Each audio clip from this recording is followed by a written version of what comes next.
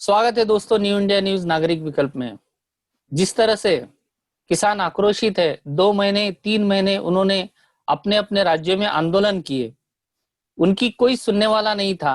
आखिरी में थक हार कर वो दिल्ली की ओर कूच कर गए और जब वो दिल्ली जाने लगे, रास्ते में उनको बिल्कुल नक्सलवादियों की तरह, आतंकवादियों की तरह ट्रीट किया गया। जो दिल्ली और पंजाब के बीच में जो राज्य पड़ता है हरियाणा, वहां पे किसानों के ऊपर बर्बरता पूर्वक पुलिस द्वारा लाठीचार्ज किया गया, पानी की बौछारें की गई, रास्ते में बैरिकेड डाल दिए गए, यहाँ तक कि रास्तों पे खड्डे खोद दिए गए ताकि किसान हमारा दिल्ली तक पहुंच नहीं सके। और आज जब 6 चरणों की बातचीत हो चुकी है, जब सरकारें कहती थी कि भ्रम के कारण किसान आंदोलन कर रहे हैं, 6 चरणों की बातचीत के बाद भी वो भ्रम कायम है। और अब हमारे कानून मंत्री आके कहते हैं कि कांग्रेस ने जो बिल लाया था तब उसका कोई विरोध नहीं होता था, वही बिल हम ला रहे हैं, तो विरोध क्यों? अब बात उन्होंने कांग्रेस के पाले में डाल दी। तो इसी सिलसिले में बातचीत करने के लिए हमारे साथ है राजेश सिंह जी, मुंबई के कांग्रेस प्रभारी। स्वागत करता हूं सर मैं आपका न्यू इंडिया न्यूज नागरिक विकल्प के इस मंच पे।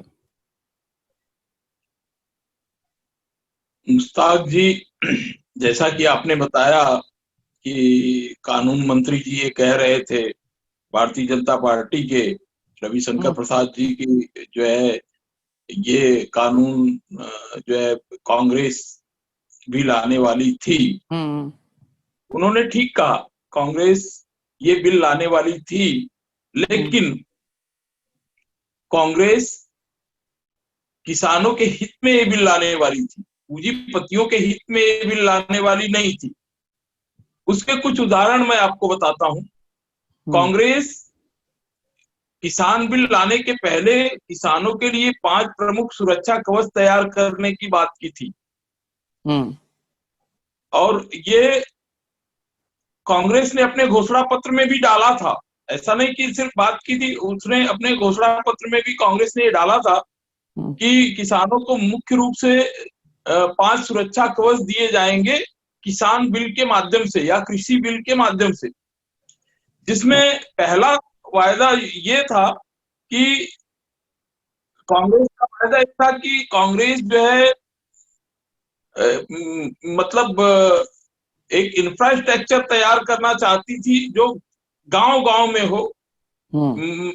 ये एपीएमसी मार्केट को खत्म करके और हर गांव में वो इंफ्रास्ट्रक्चर तैयार करना चाहती थी, जिससे कि मतलब 60-70 किलोमीटर किसानों को दूर न जाना पड़े, उनके गांव में ही वो व्यवस्था हो जाए। एपीएमसी मार्केट जैसी व्यवस्था या एपीएमसी उस तरह की दूसरी व्यवस्था हो जाए कि अपने गांव में ही किसान जो है अपने उपज, जो उनके खाद्य उपज थे, उनको वहीं पे वो अपना बेच सके। तो इस तरह की व्यवस्था एपीएमसी मार्केट को हटा के कांग्रेस करना चाह रही थी, जो कि किसानों के हित में था। जी, आप कहना चाह रहे एपीएमसी मार्केट का अल्टरनेटिव मॉडल आपके पास तैयार था। और कांग्रेस ये कहना चाह रही थी कि वो 70 किलोमीटर 100 किलोमीटर दूर किसान न जाए, उनके गांव में ऐसी व्यवस्था हो जाए जिससे कि सरकारी खरीद उनके गांव से हो और वो मार्केट उनके गांव में मिले, जिससे उनको ज्यादा दूर जाने की जहमत मोल न लेना पड़े। तो क्योंकि हमारे यहाँ छोटे और सीमांत किसान है, बहुत बड़े बड़े किसान नहीं है कि वो ट्रकों में लाद के लेके जाएंगे। उनके पास छोटी छोटी उपजें होती हैं, वो खरीदने के लिए वो अपने गांव से ज्यादा दूर जाते नहीं, इसलिए अपने गांव में ही वो अपने घर में गांव के जो बनिया है, आड़ती हैं, उनको बुला के अपने घर में ही वो अनाज अपना देते हैं, उनको बेचते हैं। तो ऐसी व्यवस्था कांग्रेस की इच्छा थी कि इस तरह की व्यवस्था जो है कृषि बिल में इस तरह की व्यवस्था लाई जाए। ये पहला सुरक्षा कवच था। दूसरा जो सुरक्षा कवच था वो ये था कि जो कृषि उपज है उसके लिए आयात निर्यात की जो पॉलिसी है वो स्पेशल पॉलिसी बनाई जाए। ये दूसरा सुरक्षा कवच था। तीसरा जो सुरक्षा कवच था, एमएसपी लागू करने की जो अभी की जो पोजीशन है या अभी का जो मैकेनिज्म है वो ये है कि उसका नाम है commission for agricultural cost and price, CACP। वो अभी तय करता है कि कितना जो है MSP होगा या न्यूनतम मूल्य क्या होगा किस कृषि उपज का। उसको उसको हटाकर MSP को जो चेंज करने, MSP को हटाना नहीं था, MSP तय करने का जो मैकेनिज्म है उसको दूसरा बनाना था। उसके बारे में ये कांग्रेस ने ये निर्धारित किया था या कांग्रेस ने सोचा था कि उसके लिए national commission for agricultural development and planning, NCDP का निर्माण किया जाएगा, ऐसा प्रस्ताव था कांग्रेस का। और उसमें उस नेशनल कमीशन में जो एग्रीकल्चरल का नेशनल कमीशन ये होता, उसमें उसका मेंबर किसान को भी रखना उसमें निर्धारित किया गया था कि इसमें किसान मेंबर होगा, क्योंकि उसकी उपज है तो उसके बगैर कोई डिसीजन नहीं लिया जा सकता है। इस तरह से जो है। जी सर, जी सर। आवाज आ रही है हमारी? हाँ जी जी जी जी सर। हाँ, तो इस तरह की प्लानिंग थी MSP को लेके। चौथा जो सबसे महत्वपूर्ण बात था जो मतलब कृषि सुरक्षा कवच के बारे में जो था वो ये था कि कांग्रेस न्याय योजना लाने वाली थी, जिसमें देश की 20% जो आबादी है, 20% जो गरीब परिवार मतलब सीमांत किसान जो है, खेतिहर मजदूर जो है, उन 20% लोगों के लिए न्याय वो योजना लाने की बात कर रही थी कांग्रेस, या वैसा कांग्रेस ने प्रस्ताव किया था, जिसमें कि उन्हें 72,000 रुपए सालाना देने की बात थी। तो ये चौथा सुरक्षा कवच था कांग्रेस की तरफ से। पांचवा जो सुरक्षा कवच था वो था जो खाद्य सुरक्षा कानून जो कांग्रेस ने बनाया था, वो पांचवा सुरक्षा कवच था। उसमें ये निर्धारित किया जाना था कि देश की 70% आबादी जो है खाद्य सुरक्षा कानून का लाभ उठा सके। ये पांचवा, कि अगर 70% आबादी देश की खाद्य सुरक्षा कानून का लाभ उठाने की बात अगर कांग्रेस कर रही थी, तो उससे ये तय था कि जो सरकारी खरीद है खाद्यान्न की किसानों से, वो बहुत अधिक बढ़ जाती थी, जिसका फायदा किसानों को होता। लेकिन अब जो बीजेपी की सरकार है वो क्या कर रही है, वो मैं आपको बता दूं कि अभी उसने जो है एक 2020 के इकोनॉमिक सर्वे में जो मौजूदा सरकार है वो खाद्य सुरक्षा कानून के दायरे में आने वाली जनता जो 70% कांग्रेस ने प्रस्तावित किया था, उसको 20% तक लाने का प्रस्ताव रखा हुआ है। तो कहने का मतलब ये किस तरह से चीजों को खत्म करते जा रहे हैं ये देखा जा सकता है। दूसरी बात मैं आपको बताता हूं, हमारी जब जब जब कांग्रेस की सरकार थी तो उस समय तो इंटेलेक्चुअल थे, कांग्रेस उनको आगे रखती थी, और भाजपा जो सरकार है इंटेलेक्चुअल या बुद्धिजीवियों को अपने पीछे रखती है, आगे नहीं रखती। वो करके फिर उसमें मतलब गलतियां निकालती है और सुधारती है। पहले सुधारित जो है चीजों को जनता के सामने नहीं लाती। ये आप उसका जो ट्रैक रिकॉर्ड है उसके हिसाब से मैं आपको बता रहा हूँ।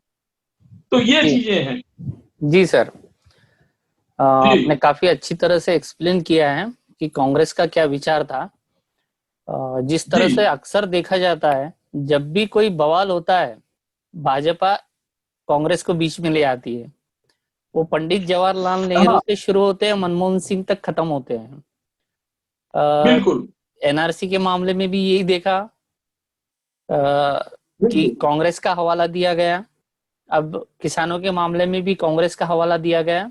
मैं आपका धन्यवाद करता हूं कि आपने कम से कम आके कांग्रेस का एक मजबूत पक्ष रखा और जनता को एक्सप्लेन किया अच्छी तरह से कि कांग्रेस का क्या विचार था और भाजपा ने उसमें किस तरह से चेंजेस किए, जिसके वजह से ये बिल अभी किसान के हित में नहीं बचा है बल्कि उसके विरोध में हो चुका है। जी सर, जी। अभी मैं दूसरे मुद्दे पे आना चाहता हूँ। पहले जब भी ये लोग दिल्ली आ रहे थे तभी बताया जा रहा था ये सारे कांग्रेसी किसान हैं, कांग्रेस समर्थित किसान हैं, और सिर्फ कांग्रेस ही इस बिल का विरोध कर रही है।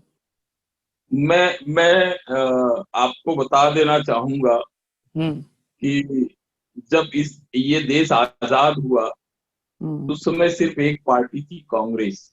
हम्म देश की आजादी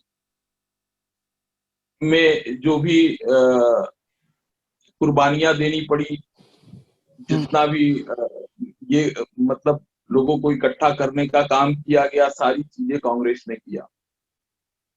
इसके बाद देश को गढ़ने का भी काम कांग्रेस ने किया। हम्म। उस समय देश का बच्चा बच्चा कांग्रेसी हुआ करता था या नहीं सर, कांग्रेस उस से जुड़ा। नहीं राजेश सिंह जी, थोड़ा इंटरप्ट करना चाहूंगा। मतलब इस बात में कोई दो राय नहीं है कि उस समय कांग्रेस की विचारधारा ही देश की विचारधारा थी। कांग्रेस के साथ होना मतलब ही देश के साथ होना देश होता के था। साथ होना था। जी। आजादी के पहले की बात बिल्कुल भी डिफरेंट थी, और ये बात से मैं बिल्कुल भी सहमत हूं कि उस समय कांग्रेस के अलावा कोई भी नहीं था जो आजादी की लड़ाई में इतने मजबूती से खड़ा रहा था। और हम मानते हैं कि वो विचारधारा देश की विचारधारा थी। लेकिन आज ऐसा क्या होता जा रहा है कि सारे दोषारोपण कांग्रेस के ऊपर हो रहे हैं, और सारा जो श्रेय लेके जाया जा रहा है वो कोई और ही लेके जा रहा है। और मुद्दे मैं जो मैं जो मैं पूछना चाह रहा था, जो सवाल मेन सवाल वो ये था कि हर मुद्दे पे कांग्रेस को लाया जाता है। ये कांग्रेस ने लाने वाली थी, एनआरसी कांग्रेस ने लाई थी, अभी इवन कृषि बिल भी कांग्रेस ने लाया था। तो फिर सत्ता में बैठ के बीजेपी क्या कर रही है, ये आप क्या सवाल नहीं पूछ सकते सत्ताधारियों नहीं से? नहीं मैं उस बारे में ये कहना चाहूंगा कि अगर सब कांग्रेस ही कर रही थी तो ये आए क्यों सत्ता, मतलब ये चुन के आए क्यों और सत्ता पे बैठे क्यों, ये हट जाए, हम्म कांग्रेस को करने दें। हम्म। अगर कांग्रेस ही सब कर रही थी तो कांग्रेस तो कुछ अच्छा कर रही होगी, उसको हम्म। ये उल्टा कर रहे हैं। नहीं, लेकिन ये बता रहे हैं सर कि कांग्रेस ये बिल लाने वाली थी, वो हमने लाया है। एनआरसी कांग्रेस ने लाई थी, उसको उन्हें हम आगे बढ़ा रहे हैं। मतलब कांग्रेस के काम को ये आगे बढ़ा रहे हैं एक तरह से। कांग्रेस नहीं, को दिख रही है क्या बीजेपी? कांग्रेस के काम को बढ़ा रहे हैं आगे, अगर ये इनका मानना है तो कांग्रेस के काम को बुरी तरह आगे बढ़ा रहे हैं।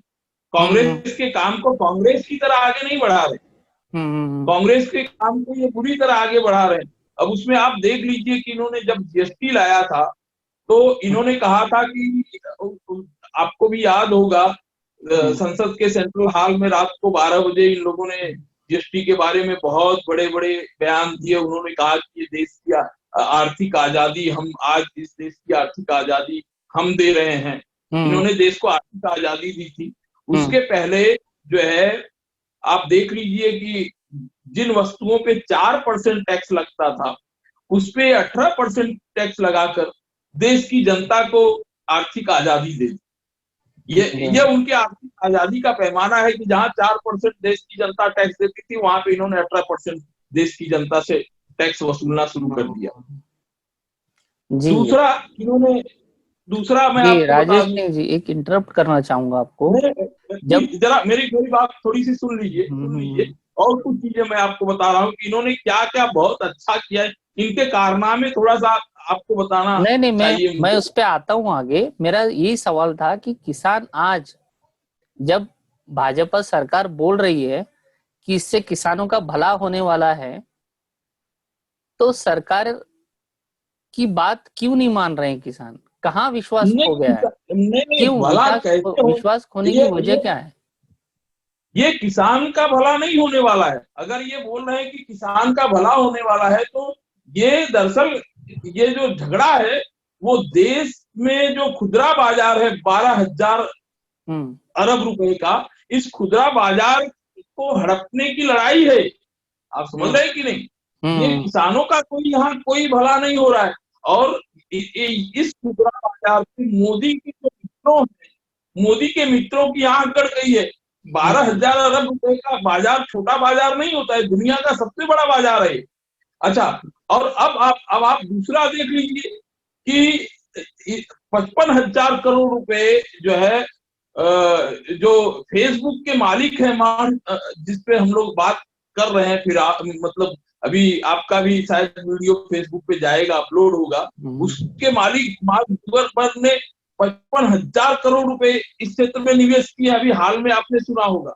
दूसरा आपको ये कहूं कि जो है गूगल कंपनी इसी खुदरा बाजार के एक जो जियो मार्ट है रिलायंस कंपनी का, उसमें वो अपने तमाम रुपए निवेश किए।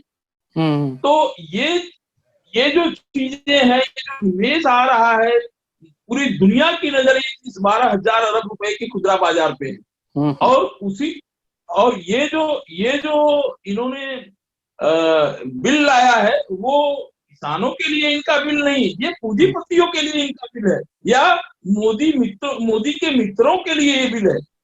जी, आप जी, इसको समझ लीजिए, क्योंकि कैसा है कि मैं आपको बता दूं कि अब किसानों की उपज जो है ये बेरोक टोक खरीद सके, इसके लिए पहले उनके पूंजीपतियों के सामने जो अड़चन थी वो थी कि भाई हर जितने भी एपीएमसी मार्केट हैं वहां पे इनको गोदाम लेना पड़ेगा या वहां पे ऑफिस बनानी पड़ेगी।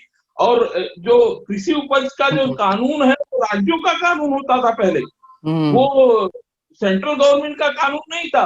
राज्य अपने स्तर से एपीएमसी के कानून बनाते थे, तो हर राज्य में उनको अपना एक ऑफिस खोलना पड़ता, हर राज्य में और हर एपीएमसी मार्केट में उनका अपना एक ऑफिस खोल के गोडाउन बनाना पड़ता। तो एपीएमसी का जो कानून है वो रद्द किया गया उनके लिए, न कि किसानों के लिए एपीएमसी कानून को रद्द किया गया। दूसरा, अब ये समझ लीजिए कि उनका जो एपीएमसी एक्ट को डाइल्यूट जो इन लोगों ने किया है, उसमें हर एपीएमसी मार्केट में 4%, 2% से 6% के बीच टैक्स मेंटेन करना पड़ता। अब वो टैक्स छूट चाहिए थी, कहीं 4%, कहीं 2%, कहीं 4%, कहीं 6%, हर एपीएमसी मार्केट में टैक्स इनको मेंटेन करना पड़ता, उससे इनको निजात लेनी थी। तो इसलिए इन्होंने क्या किया कि, और दूसरा इनको लाइसेंस लेना पड़ता हर राज्य सरकारों से। तो ये सब समस्याएं इनके सामने आ रही थी, इसलिए एपीएमसी मार्केट का एपीएमसी जो लॉ था उसको खत्म किया गया, समझ रहे हैं। और दूसरा, अब उसके बाद इनको जो समस्या इनके सामने आई वो जमाखोरी का। जमाखोरी जो बिल था वो ये कहता था कि भाई 100 क्विंटल से ज्यादा आप कोई भी खाद्य सामग्री जो भी एसेंशियल कमोडिटी एक्ट में आते हैं उसको आप इकट्ठा नहीं कर सकते 100 क्विंटल से ज्यादा। तो अब वो उनके सामने था, तो उसको इनको हटाना था, क्योंकि इनको जब कृषि उत्पाद तैयार होता तो तुरंत इनको परचेस करना था। परचेस करने के लिए इनके रास्ते में सबसे बड़ी रुकावट आ रही थी जो है कमोडिटी एसेंशियल कमोडिटी एक्ट, तो उस एक्ट को हटाया गया। मतलब पूंजीपतियों के लिए आप मुझे देख लीजिए, मुझे बताइए कि इसमें जो है, जो मैंने पहले आपको एपीएमसी का बताया वो किसके लिए किया गया, अब एसेंशियल कमोडिटी एक्ट का आप देख लीजिए कि वो भी पूंजीपतियों के लिए किया गया। इसमें किसानों का भला कहाँ है? मुझे तो नहीं लगता कि किसानों का एसेंशियल कमोडिटी एक्ट हटाने के बाद आज देखिए प्याज के दाम क्या चले गए, 50-60 रुपया किलो हो गए, आलू के दाम 50-60 रुपया किलो चल रहे हैं, और जबकि किसान के यहाँ से जो है 7-8 रुपया किलो में या 6 रुपया किलो में ये आलू गए हैं। जी सर। कांदा जो है 3 रुपया 4 रुपया किलो में गए हैं, आज 50-60 रुपए में कांदा बिक रहा है, 50-60 रुपए में आलू बिक रहा है। तो ये जैसे ही ये कानून बनाया गया, एसेंशियल कमोडिटी एक्ट हटाया गया, वैसे ही इतने तेजी से भाव बढ़ गए। तीसरा जो इन लोगों ने काम किया है वो मैं बता दूं कि कैसे पूंजीपतियों के लिए काम किया है। पूंजीपतियों के लिए जो इन्होंने तीसरा काम किया है वो ये किया है कि इन्होंने जो है कॉन्ट्रैक्ट फार्मिंग लाई। अब कॉन्ट्रैक्ट फार्मिंग का आप सबसे बड़ा आप उसका ट्रेजेडी देखेंगे तो आपको ये दिखेगा उसमें कि इन्होंने ऐसी कॉन्ट्रैक्ट फार्मिंग का सिस्टम बनाया हुआ है कि उसमें कोर्ट में किसान नहीं जा सकते। मतलब जो ये रहेगा एसडीएम रहेगा, एसडीएम के पास वो जा सकते हैं, एसडीएम ही उसका निपटारा करेगा। तो एक गरीब किसान, आप ध्यान रखिएगा मुश्ताक जी की, एक गरीब किसान वो जो मार्केट में, बाजार में जाने के लिए अपने या अपने जिला के जो है रेवेन्यू कार्यालय में जाने के लिए 10 बार सोचता है, वो एसडीएम के पास जाके न्याय मांगेगा, और न्याय उन कंपनियों को एसडीएम देगा कि वो गरीब किसान को न्याय देगा? जी जी जी सर, तो बिल्कुल। ये हो गया। दूसरा उसमें एक बात और है, सुन लीजिए, पहले पूरी मेरी बात सुनिए ध्यान से, क्योंकि क्या अब ये चीजें थोड़ा सा आपके माध्यम से मैं जनता को बताना चाहता हूँ कि हो क्या रहा है। दूसरा, इन लोगों ने कॉन्ट्रैक्ट फार्मिंग में किया यह है कि एक पक्ष उस कॉन्ट्रैक्ट को रद्द नहीं कर सकता, पूंजीपति तो रद्द करेगा नहीं, दूसरा जो पक्ष है वो किसान है। तो किसान अगर चाह के भी रद्द नहीं कर सकता है, मतलब ये तो गुलामी आ जाएगी, उसकी मजबूरी होगी कि वो जो चाह रहा है वही वो उत्पाद लेना चाहेगा। आज का जो किसान है वो अपने जो नजदीकी मार्केट है उसके मतलब सराउंडिंग एरिया की जो मार्केट है वहां पे जो खपता है उस खपत के हिसाब से वो खेती करता है। और जब फार्मिंग आ जाएगी तो ये मतलब किसानों को से कांटेक्ट करेंगे पूंजीपति और बोलेंगे आप जो है काला चावल पैदा करो। अभी मोदी जी ने बनारस में गए थे, शायद आपको याद होगा, तो उन्होंने काला चावल की बात की थी। चंदौली में काला चावल पैदा होता है और काला चावल बहुत अच्छा है। तो अगर कोई काला चावल पैदा किया, चावल थोड़े से छोटे हो गए, तो वो बोलेगा कि हम नहीं लेंगे। और अगर चावल वो किसान उसके पास कोई दूसरा अगर आता है, दूसरा कोई पूंजीपति आता है, बोलता है कि भाई आप चावल के बजाय दूसरी फसल आप बनाओ या दूसरी फसल आप लगाओ और हम आपसे कांटेक्ट करना चाहते हैं, तो पहला वाला बोलेगा कि हम हमारा कांटेक्ट ही रद्द नहीं करेंगे। जी जी जी सर, अभी तो मैं थोड़ा ये जो है ये की तरफ ले जा रहा है। जो कांटेक्ट फार्मिंग का जो इनका फार्मूला है वो सीधे सीधे पूंजीपतियों से किसानों को बांध दे रहा है, उनके हाथ पांव सब बांध के पूंजीपतियों के हवाले किसान किए जा रहे हैं। जी जी जी, मैं थोड़ा ग्राउंड रिपोर्टिंग की बात करना चाहूंगा सर, कि ग्राउंड रिपोर्टिंग पे जिस वक्त मैंने एक किसान से बात की थी, उसने मुझसे 4-5 सवाल किए थे। वही सवाल मैं आपके सामने दोहराना चाहूंगा। यही वो मुद्दे हैं जो किसानों के मन में है। क्या वाकई में कोई है, भाजपाई हो या कांग्रेसी हो, जो उस किसान के मतलब मासूम सवालों का जवाब दे सके और उसको एक्सप्लेन कर सके? किसान का जो मन है वो बहुत मासूम होता है, बहुत सीधे से वो सवाल करता है, बहुत सादगी से वो सवाल करता है। उसने मुझसे सवाल किया है कि जमाखोरी को परमिशन देने से किसान का क्या फायदा हो सकता है। मैंने आपको बताया मैं सर कि थोड़ा सा अपना सवाल जरा कंप्लीट कर लूं, क्योंकि किसान की जो है ना दिमाग की ये बातें हैं, अगर आप इसको क्रमबद्ध तरीके से आप अगर एक्सप्लेन करेंगे ना, तो शायद बहुत सारे किसान इस बात को समझ जाएंगे। तो उसका एक सवाल ये था कि जमाखोरी से किसानों का क्या फायदा हो सकता है। ना हमारे पास जगह है रखने की, ना हमारे पास इतना पैसा है कि हम आज की फसल बेचे बिना हम अगली बुआई कर सके। ये उसका सवाल नंबर 1 था कि इसमें किसानों का कहाँ फायदा हो रहा है। दूसरा उसका सवाल ये था कॉन्ट्रैक्ट फार्मिंग को लेके। अगर मान लीजिए मैंने 10 रुपए में सौदा किया किसी कंपनी के साथ और आलू 2 रुपया किलो हो गया, जब बेचने का टाइम आया तब आलू बाजार में 2 रुपया किलो हो गया, तो क्या कंपनी मेरी आलू 2 रुपया किलो से 10 रुपया किलो से खरीदेगी, जबकि उसका बाजार भाव 2 रुपया हो गया है? तब भी मैंने वो किसान से कहा था कि हाँ कॉन्ट्रैक्ट हुआ है तो वो खरीदना पड़ेगा 2 रुपया 10 रुपया किलो से। तो वो किसान बता रहा था इस तरह से नहीं होगा, तब वो हमारे माल में खोट निकाल के अपना एग्रीमेंट तोड़ के बाहर निकल जाएगा। अगर उस टाइम पे आलू अगर 30 रुपया किलो बिक रहा है तब हमसे 10 रुपया जरूर ले लेगा, मतलब दोनों तरफ से मरने वाले हम ही हैं। तो ये दो जो सवाल है, पहले आप ये दोनों सवालों के बारे में आप थोड़ा निष्कर्ष दीजिए अपना, कि किसान के मन में जो दो सवाल है, क्या वो सही है?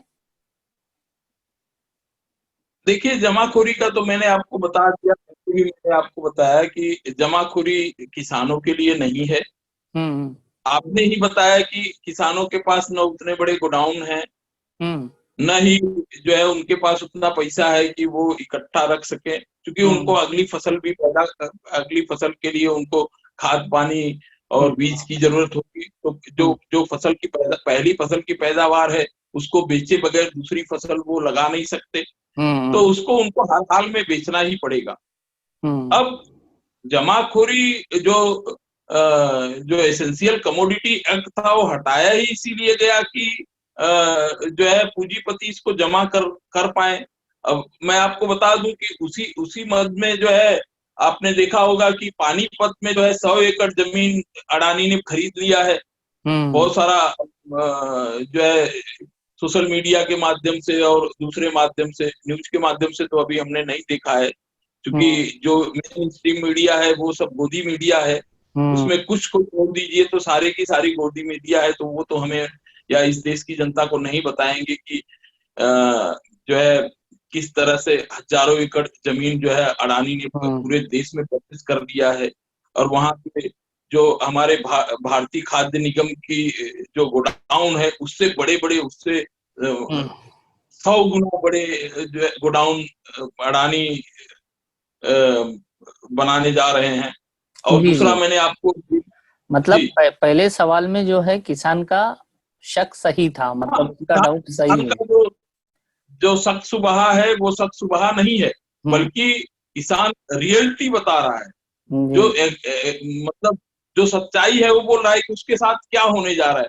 मतलब एक तरह से ये जो तीनों कानून है वो हम्म किसानों के डेथ वारंट है, जी, इसमें कोई दो राय नहीं। मुद्दे से चलते हैं ताकि दर्शक भी अच्छी तरह से समझ जाए। जैसे मैंने दो सवाल किए किसान के मन जी। के, एक हो गया दूसरा जो जमाखोरी, कॉन्ट्रैक्ट, दूसरा जी, कॉन्ट्रैक्ट दूसरा फार्मिंग। उसमें कॉन्ट्रैक्ट, उसने मुझे एग्जाम्पल दिया कि मान लो आज मैं कॉन्ट्रैक्ट करता हूँ, 10 रुपया किलो से मैं आलू कंपनी को दूंगा, और मान लीजिए जी, 6 महीने के बाद आलू का भाव 2 रुपया किलो हो जाता है।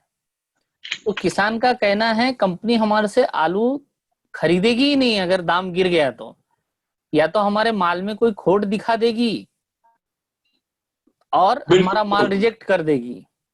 और अगर उस टाइम पे आलू 30 रुपया किलो होगा तो हमें बाध्य कर दिया जाएगा कि आप 10 रुपया किलो से ही बेचो। तो दोनों तरफ से हमारा नुकसान होने वाला है। बिल्कुल। तो ये जो आपने बताया, या जो ये किसान जो कह रहा है, आपको किसान ने बताया, वो तो बिल्कुल ही सच है। हम्म और उसको हम किसानों किसानों को सबसे ज्यादा डर इन्हीं चीजों का है। हम्म उससे आगे जाकर मैंने आपको बताया कि वो तो है ही है। दूसरा, हम्म। कॉन्ट्रैक्ट फार्मिंग में एक तो ये कि डीएसपी लेवल के अधिकारी के पास वो डिस्प्यूट होने के बाद वो जा जी सकेंगे। सर, किसान ने मुझे और तीसरा सवाल किसान ने वही पूछा है।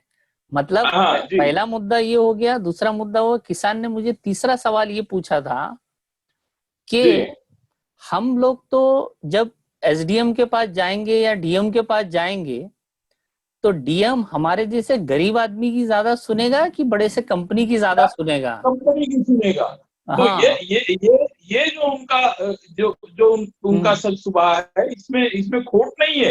हम्म ये उन्होंने सच बोला, क्योंकि आपने भी देखा होगा कि अभी एक हफ्ता पहले एशिया का सबसे करप्ट देश भारत को शुमार किया गया है। जी उसका आपने वो देखा होगा। तो जी जी, जब उसका जब सरकारों को ये पूंजीपति मैनिपुलेट करके कानून बना ले रहे हैं, हम्म या कंपनियां सरकारों को मैनिपुलेट करके और इस तरह से जो हम्म है किसान विरोधी, कृषि विरोधी कानून बनवा ले रहे हैं, तो हम्म, डीएम या डीएम को मैनिपुलेट करने में कितना समय जाएगा। जी जी जी। तो हम और आप तो, उसके पहले सवाल का जवाब हो गया। उसका पहला सवाल जो था, जमाखोरी हमारे लिए नहीं है, हमारे लिए किसी तरह का उसमें कोई फायदा नहीं है, नुकसान है। दूसरा उसका सवाल था कि जो कॉन्ट्रैक्ट फार्मिंग में है वो हर हाल में हमको नुकसान होना है। अगर भाव कम हो गए तो हमारा माल लिया नहीं जाएगा, हमारे माल में खोट दिखा दी जाएगी। अगर भाव बढ़ गए तो हमारे को बाध्य कर दिया जाएगा माल बेचने के लिए, कॉन्ट्रैक्ट हो चुका है उसका। बिल्कुल उसका जो तीसरा सवाल था वो ये था कि हमको इसमें न्याय मिलने की बिल्कुल भी गुंजाइश नजर नहीं आती है। अगर हम डीएम एसडीएम के पास जाते हैं या कोर्ट में जाते हैं, अब सरकारें बोल रही है कि भ्रम है, भ्रम है। किसान ने मुझे ये पूछा था, अगर हम भ्रमित थे तो आज क्यों कृषि मंत्री कुछ बदलावों की बात कर रहे हैं? इसका मतलब कहीं ना कहीं कानून में कुछ कमी थी। नहीं, देखिए इनका जो ट्रैक रिकॉर्ड है वो आप देखेंगे मुश्ताक जी, तो आपको दिखेगा कि जब इन्होंने नोटबंदी की थी तो इन्होंने कहा था कि विपक्ष के लोग भ्रम फैला रहे हैं। उस समय भी लोगों को बता रहे थे कि इससे जो फायदे थे वो गिना रहे थे। 50 दिन में काया पलट करने की बात किए थे कि देशवासियों हमें 50 दिन दे दो, मैं इस देश का, अगर 50 दिन में हमने इस देश का काया पलट नहीं कर दिया तो जहां बोलोगे, जिस चौराहे पे बोलोगे वहां पे मैं आपके सामने आके खड़ा हो जाऊंगा। तो वो 50 दिन तो मुझे लगता है कि अभी 50 दिन होने में बहुत ज्यादा समय है। अभी तो 6 साल हुए हैं, 6.5 साल हुए हैं, अभी 50 दिन नहीं हुए हैं। तो ये उनका ट्रैक रिकॉर्ड है। दूसरा आप जीएसटी का देख लीजिए, जीएसटी में इनको बहुत सारा जो है रेवेन्यू क्रिएट होने की गुंजाइश थी। आज इनकी जो सिचुएशन है वो ये है कि स्टेट को जीएसटी का हिस्सा नहीं दे पा रहे हैं। 26,000 करोड़ रुपए महाराष्ट्र का बाकी है, महाराष्ट्र को अभी तक इन्होंने नहीं दिया। ऊपर से ये इस तरह से बोल रहे हैं कि आप चाहो तो लोन ले लो, यानी इनको लोन लेना ज्यादा आसान दिख रहा है कि भाई उनका स्टेट का पैसा के पास होते हुए भी ये मतलब ये मजबूर कर रहे हैं कि स्टेट लोन ले। तो ये जीएसटी का उनका हुआ। और आप देखिए कि उसके बाद जो इन्होंने जो किया सीए एनआरसी जो किया, उसकी सिचुएशन आप देख लीजिए। इनका जो काम करने का तरीका है, मुझे आप एक बात बताइए कि इन्होंने बोला था कि जो है बहुत तेजी से हमारी अर्थव्यवस्था बढ़ जाएगी। अर्थव्यवस्था तेजी से बढ़ी क्या नोटबंदी के बाद? इन्होंने ये बोला था कि जो आतंकवादी हैं वो नहीं आएंगे इस देश में, आतंकवाद बंद हो गया क्या? इन्होंने ये बोला था जीएसटी के बाद कि जो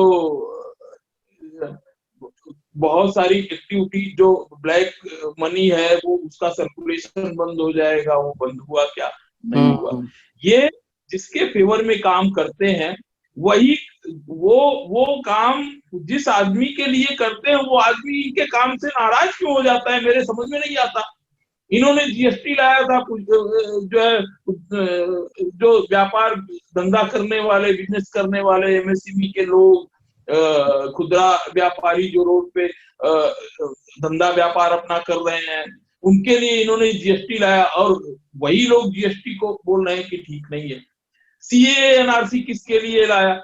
सीए एनआरसी जिनके लिए लाया वो बोल रहे हैं सीए एनआरसी ठीक नहीं है। ये जो है जब नोटबंदी लाया तो नोटबंदी जिसके लिए लाया, नोटबंदी जिसके लिए लाया वो खुश नहीं है। ये जितने भी कानून इन लोगों ने बनाया है, अच्छा धारा 370 खत्म कर दिया कश्मीरियों का, कश्मीरी खुश नहीं है। इन्होंने जो है लॉकडाउन किया बगैर सोचे समझे, बगैर उसके बारे में कोई सिस्टम बनाए लॉकडाउन कर दिया और लाखों लाख लोग पैदल चल पड़े रोड पे। जिनके लिए इन्होंने लॉकडाउन किया वो बोले कि ये ठीक नहीं था। आप समझिए, अब किसानों का मुद्दा आ गया है, इसके किसानों का मुद्दा आ गया है। किसानों के लिए ये जबरदस्ती कानून बना के उनके फायदे का दे रहे हो। किसान बोल रहे हैं कि हमको इससे हमारा नुकसान है, ये फायदा गिना रहे हैं और लोग इनको बता रहे हैं कि नहीं आप फायदा नहीं नुकसान है। अल्टीमेटली इन द एंड हो यही रहा है कि नुकसान ही हो रहा है। जिसके फायदे का ये कानून ला रहे हैं उसका नुकसान हो रहा है। जी सर। फिर भी ये जबरदस्ती कानून ला रहे हैं, जबरदस्ती उसके मुंह में कानून। मतलब एक तरह से देखा जाए, मैं आपको जरा दूसरे ढंग से अगर बताऊं तो ये जो लोगों की भलाई कर रहे हैं बहुत खतरनाक ढंग से कर रहे हैं। और अगर कोई बोलना चाह रहा है कि भाई ये आप इस तरह की भलाई मत करो, तो ये उनको बोल रहे हैं कि चुप रहो, नहीं तो तुम्हारे मुंह में विकास कौन से देंगे। आप समझ रहे हैं, सोचना समझ रहे हैं कि नहीं, हमारी उत्तर प्रदेश वालों की भाषा है, किसी को कौन से देना। मुझे फिर से वो आपकी बातों से मुझे फिर से वो किसानों की बात याद आ गई। उस किसान का आखिरी जवाब यही था कि भाई आप मेरा उत्पन्न डबल करने वाले हो, आप मेरा इनकम डबल करने वाले हो। देखिए, जिस किसान से मैंने बातचीत की वो ज्यादा पढ़ा लिखा नहीं था, लेकिन उसकी जानकारी देख के मैं काफी मतलब अचंभित भी था कि किसान हमारा कितना जागरूक है और कितना समझदार है। उसने मुझे बताया कि मोदी जी हमारी आय डबल करने जा रहे हैं। भाई हमें हमारी आय डबल नहीं चाहिए। आप उनकी आय उनको डबल करके दे दो जिनकी नौकरियां चली गई हैं। आप उनकी आय डबल करके दे दो जिनके डीए रुक गए हैं।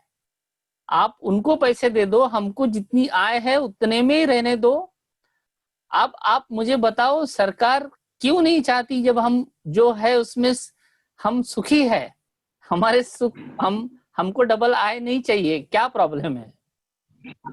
अब जो नौकरियां कर रहे हैं, अब उनका बता रहा हूं, उनको किस तरह से जबरदस्ती उनका भला कर रहे हैं और खतरनाक ढंग से भला कर रहे हैं। अब इन्होंने जो काम के घंटे थे वो 8 घंटे से 12 घंटे कर दिए, इतना बड़ा भला कर दिए।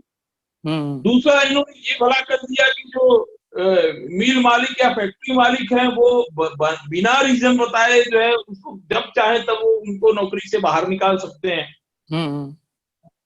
पहले तो ये था कि भाई 3 महीने का अल्टीमेटम देंगे, 3 महीने के अल्टीमेटम के बाद आपको निकालेंगे। अब वो सब इन्होंने खत्म कर दिया है, काम के घंटों को इन्होंने बढ़ा दिया है। तो इन्होंने जो एमएसएमई का आपने देख ही लिया कि एमएसएमई में जो पैसे देने थे, जो डालने थे, वो पैसा इन्होंने दिया नहीं, बल्कि बड़े बड़े पूंजीपतियों को इन्होंने हजारों हजार करोड़। अभी आपने देखा होगा कि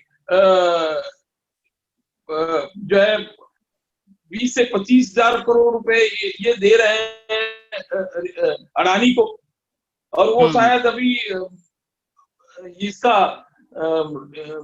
जो है अपना बैंक ऑफ इंडिया से दे रहे हैं, और इसका ऑस्ट्रेलिया में विरोध हो रहा है। हमारे देश में पता नहीं है लोगों को कि अडानी को इतना पैसा 25,000 करोड़ रुपए अडानी को जा रहा है। विरोध कहाँ हो रहा है? ऑस्ट्रेलिया में विरोध हो रहा है। हम लोगों को अखबारों के माध्यम से पता चल रहा है कि अरे वो ऑस्ट्रेलिया में विरोध हो रहा है इनका। जी जी। और ऑस्ट्रेलिया के लोग ये मांग कर रहे हैं कि भाई आप जो है मतलब बैंक ऑफ इंडिया से डिमांड कर रहे हैं कि आप इनको लोन मत दो। जी सर, वापस किसानों के मुद्दे पे आते हैं। किसान ने जिस तरह से मेरी बोलती बंद कर दी थी, शायद मीटिंग में वो भी इस तरह की बोलती बंद होती होगी जो हमें पता नहीं चलती है कि हमें डबल आय नहीं चाहिए, हम जो है उसमें हम किसान जो है जब भी जाते हैं मीटिंग में बैठते हैं तो पूरी स्टडी करके बैठते हैं। उनको पूरा नॉलेज है। मेरा कोई भला करने आएगा और उसमें मेरा भला है कि बुरा है वो तो मुझे सोचना है ना।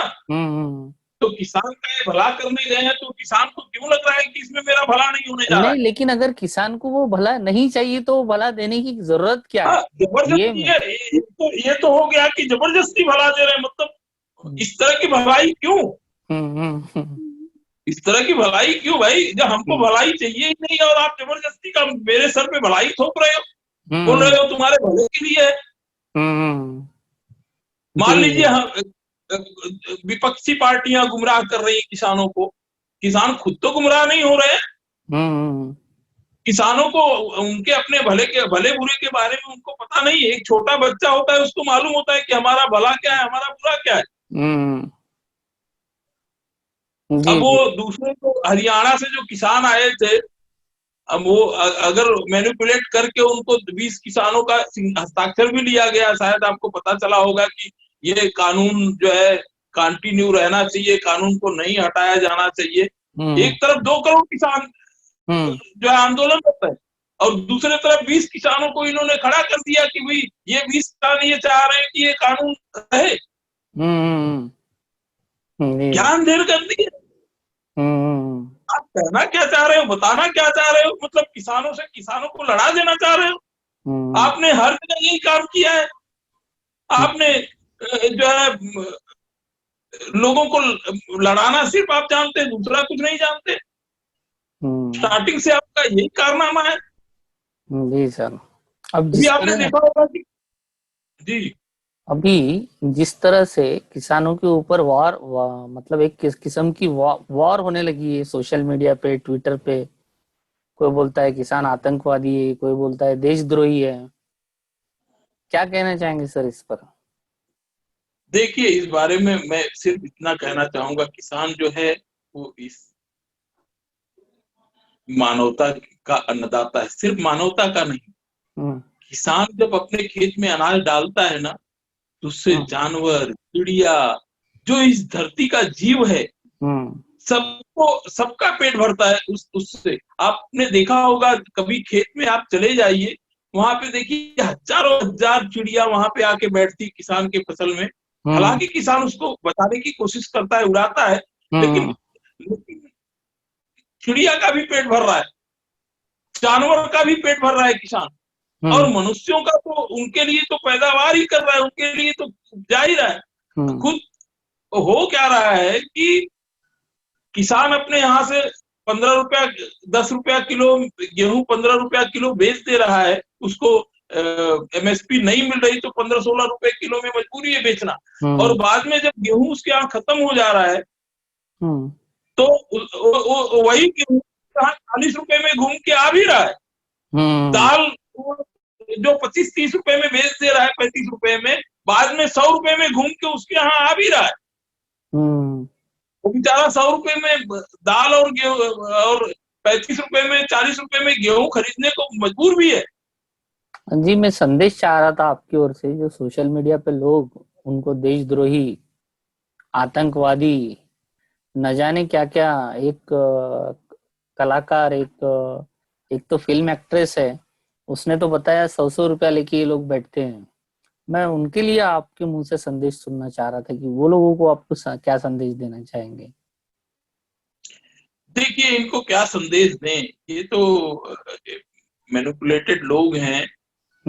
ये गुमराह करने की मशीनें हैं। ये मैं इनके बारे में गुमराह करने की मशीन बताऊंगा, मोदी जनित गुमराह करने की मशीन है। तो मोदी ने ये सिस्टम बनाया हुआ है, सोशल मीडिया पे गुमराह करने वाले लोगों का पूरा फौज काम कर रहा है।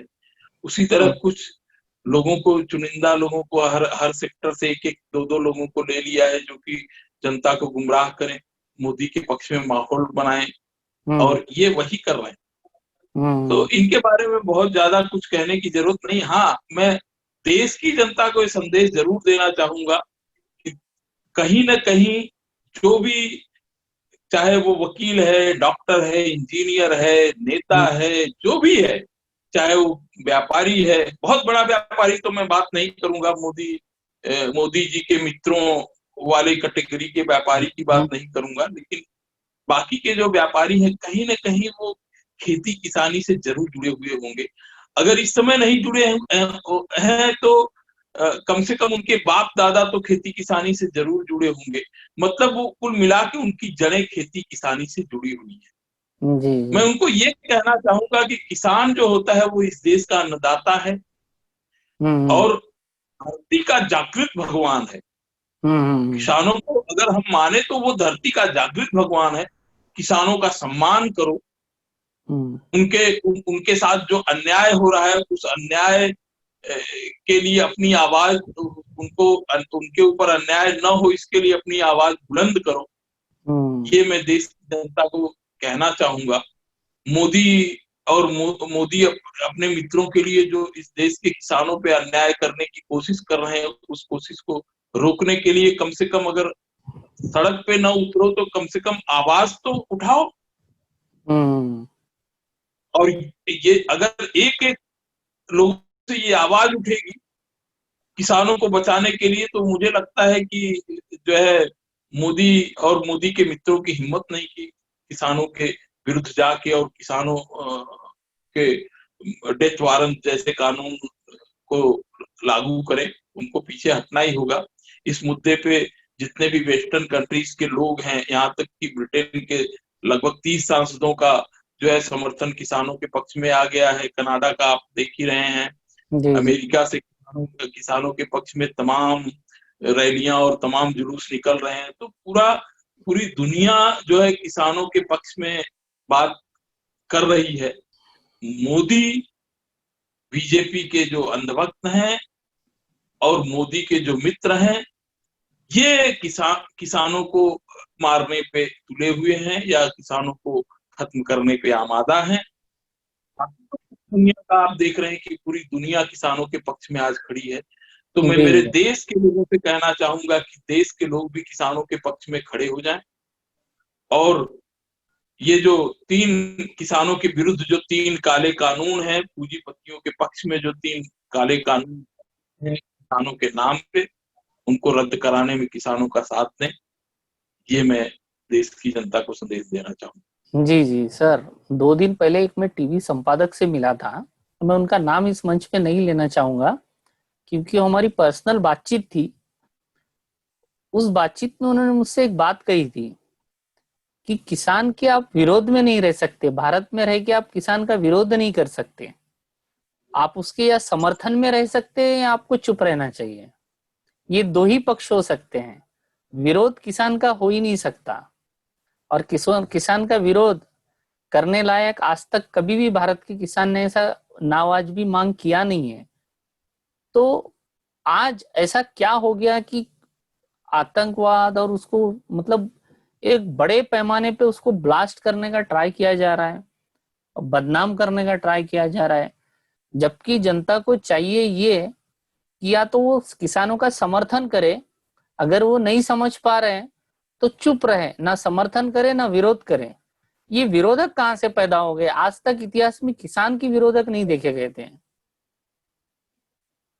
ये दरअसल ये विरोधक नहीं है, हम्म ये है ये जो मोदी की ट्रोल आर्मी है हम्म या बीजेपी की जो ट्रोल आर्मी है। आपको शायद याद होगा कि एक बार जो है राजस्थान में अमित शाह गए हुए थे और सोशल मीडिया की टीम को संबोधित कर रहे थे। आपको हम्म शायद वो वीडियो कहीं अगर आपके हम्म नजर में आया होगा, मुझे हम्म लगता है कि काफी लोगों ने वो वीडियो देखा है, आप भी देखे होंगे। हम्म उन्होंने उसमें एक बात कहा था कि झूठ बोलने में कोई बुराई नहीं है। हम्म उन्होंने कहा था कि झूठ हम्म बोलने में कोई बुराई नहीं है, अगर झूठ बोलने से फायदा होता है तो बिल्कुल बोलो, या झूठ फैलाने से कोई फायदा होता है अगर पार्टी को तो बिल्कुल फैलाओ। तो हम्म ये उनकी जो ट्रोल आर्मी है या जो सोशल मीडिया का जो गैंग है, वो हम्म गैंग का ही काम है। आम जनता विरोध नहीं कर रही है, हम्म चुप्पी नहीं है, मुखर है। हम्म ये विरोध के जो स्वर उठ रहे हैं वो मोदी सरकार में मौजूदा व्यवस्था में जो लाभ में है वो विरोध कर रहे हैं, या वो बता रहे हैं कि ये किसान जो है आतंकवादी किसानों को बता रहे हैं। दूसरे जो मोदी की ट्रोल आर्मी है, मोदी और गोदी मीडिया जो है, मोदी के गोद में बैठी हुई जो मीडिया है, वो किसानों के बारे में आप देखिए ना। ये जो जी न्यूज के लोग हैं, इनका आप देखिए कि ये क्या कर रहे हैं। मतलब इनको किसानों की मांग के बारे में इनको बात नहीं करनी है, इनको बात किसानों में क्या खामियां हैं, कहां से ये गलत लोग आ रहे हैं, क्या गलत क्या कर रहे हैं, वो सिर्फ इनकी खामियां ढूंढ रहे हैं। अरे भाई, तुम भगा खामियां दी, ढूंढने के बजाय जो कानून में खामियां है उसको जनता को क्यों नहीं बता रहे? भगा भी दिया गया जनता को है। कानून की खामियां बताओ, वो नहीं बता रहे हैं। बल्कि किसानों में क्या खामियां हैं ढूंढ ढूंढ के एक एक चीज ढूंढ के किसानों की खामियां बताने में लगे। ये गोदी मीडिया कर रही है। एक सवाल और अब तो सामने, एक सवाल उठ के सामने आया था सर। लोग आने लगे हैं, लोग खुल के आने लगे हैं, इनको इनके खिलाफ नारेबाजी शुरू हो गई है गोदी मीडिया के खिलाफ अभी इनको भगाया जा रहा है। आंदोलन के जो एरियाज हैं वहां पे जब ये घुस रहे हैं न्यूज बनाने के लिए, तो इनको वहां से भगाया जा रहा है। आने वाले दिन में अगर यही इनकी स्थिति रही तो इनकी जो ऑफिसेज हैं वहां पे आंदोलनकारी पहुंच के और इनके ऑफिस तोड़ेंगे। मतलब ये गिर चुके हैं। एक सवाल रिपोर्टिंग के दौरान मेरे सामने आया था। कंगना रनौत ने जिस तरह से बताया था कि ये औरतें 100 रुपया लेके बैठती हैं, तो किसी ने बताया था कि आप जाके कंगना रनौत को कहिए कि हमको 5 लाख में भी खरीद के बताएं। यहाँ पे जितने लोग हैं, अगर 100 रुपए में बैठने वाले लोग हैं तो आप 200 रुपए देंगे तो शायद आप वहां पे भी बैठते हैं, तो शायद आंदोलन ही नहीं होते। आज भाजपा के पास इतना पैसा है कि आंदोलन ही नहीं होते। तो ये जो बात मैं बता रहा हूँ, जनता की जागरूकता के लिए बता रहा हूँ कि किस तरह से लोग कहते हैं। कंगना रनौत ने जिस तरह से ट्वीट किया था कि 100 रुपया लेके बैठने वाले लोग हैं। मान लीजिए कोई एक पर्सन है जो 100 रुपया लेके आंदोलन में शामिल होता है, तो उसको 200 रुपया देके आंदोलन से वापस भी बुलाया जा सकता है। ये सवाल वहां पे उठते हैं और किसान वो सवाल पूछते हैं। वो जो 6 महीने का राशन लेके वहां पे पहुंचे हुए हैं जो किसान, वो 200 रुपया लेके रिटर्न आएंगे। जिन्होंने 200 रुपए का तो नहीं सर, बेईमान अगर आदमी होगा 100 रुपए के लिए गया होगा तो 200 रुपए के लिए वापस भी आ जाएगा। यही उन लोगों का कहना था कि अगर बेईमान होता तो वापस भी जाता ना पैसे लेके। देख लें कि कितने लोग 200 रुपया ये देने की बात करें और देखें कि कितने लोग 200 रुपया लेके रिटर्न आ जाते हैं या वो आंदोलन छोड़ देते हैं। वही बात किसान कर रहे थे कि 50 लाख में भी शायद एक आदमी भी ना बिके, 50 लाख रुपए में भी शायद एक आदमी भी ना बिके, एक आदमी को भी ये खरीद ना पाए। और यही वजह है कि आंदोलन कामयाब होता नजर आ रहा है। किसानों के अस्तित्व का सवाल है। ये सवाल किसानों के सिर्फ ऐसा नहीं कि एमएसपी लागू करो, उसका सवाल नहीं है। ये 3 काले कानून जो बने हैं वो किसान के अस्तित्व को खत्म कर रहे हैं। किसान अपने अस्तित्व के लिए जूझ रहा है, आंदोलन भी नहीं कर रहा है, वो किसान अपने अस्तित्व के लिए जूझ रहा है और वो मोदी जी से जूझ रहा है। मोदी के जो धन पिपासु पूंजीपति हैं उनके लोभ से जूझ रहा है, उनकी लालच से जूझ रहा है। आज किसान जूझ रहा है। जी सर, लास्ट कमेंट लेना चाहूंगा सर। जनता को आप संदेश दीजिएगा कि जनता क्या करे इस हालात में। जनता को मैंने पहले ही बता दिया कि देश की जनता को मैंने बताया, जैसा बताया कि अगर इस देश में कोई जागृत भगवान है तो किसान है। और जो भी लोग हैं इस देश में, जितने पढ़े लिखे लोग हैं, जो ऑफिसर हैं, जो पुलिस में है, जो मेडिकल सेक्टर में, किसी भी क्षेत्र में है, वो कहीं भी है, कहीं न कहीं उनकी जो जड़ें हैं वो खेती किसानी से जुड़ी हुई है। अपनी जड़ों को ना काटें, अपनी जड़ों पे हो रहे कुठाराघात को रोकने की कोशिश करें। अगर वो कोशिश नहीं कर सकते तो कम से कम अपनी जड़ों को पर हो रहे कुठाराघात, जो मोदी और बीजेपी के लोग उनकी जड़ों पे कुठाराघात कर रहे हैं, उसके लिए आवाज उठाएं। ना तो कर सकते हैं, जहां है वहीं से आवाज उठाएं। जी जी जी सर। और अगर वो अपनी जड़ों का संरक्षण करने की कोशिश करेंगे तो सीधे सीधे वो किसानों के पक्ष में खड़े हो जाएंगे। जी सर। और आज इसकी सबसे बड़ी जरूरत है। ठीक है सर।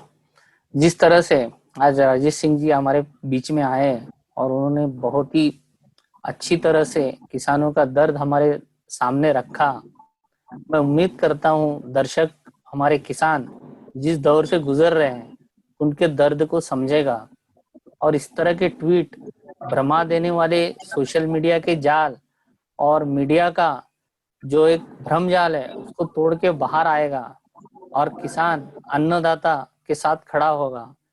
अन्न और अन्नदाता का अपमान करना हमारी संस्कृति बिल्कुल भी नहीं है। हमें उनका अपमान करने का अधिकार बिल्कुल भी नहीं है, ना ये हमारी संस्कृति हमें सिखाती है ना हमारे बड़े बुजुर्गों ने हमें सिखाया है। इसीलिए अन्नदाता किसान का एटलीस्ट आप समर्थन नहीं करते तो कम से कम उनका अपमान मत कीजिए। अगर आप और जो लोग उनका अपमान करते हैं उनका बिल्कुल भी साथ मत दीजिए। कम से कम इतना आपके अन्नदाता किसान के लिए कर सकते हैं। जब भी आप अन्न की थाली को देखिएगा तो जरूर याद कीजिएगा कि ये जो अन्न मेरे थाली में है, इसको जो जिसने उपजाया है वो आज दिल्ली के कड़कड़ाती ठंड में रास्तों पे पड़ा हुआ है। जरूर आपके अंतरात्मा से आवाज आएगी और वो आवाज सच्ची होगी। राजेश सिंह जी, धन्यवाद जो आप हमारे साथ आए और धन्यवाद। आपका कीमती समय हमें दिया।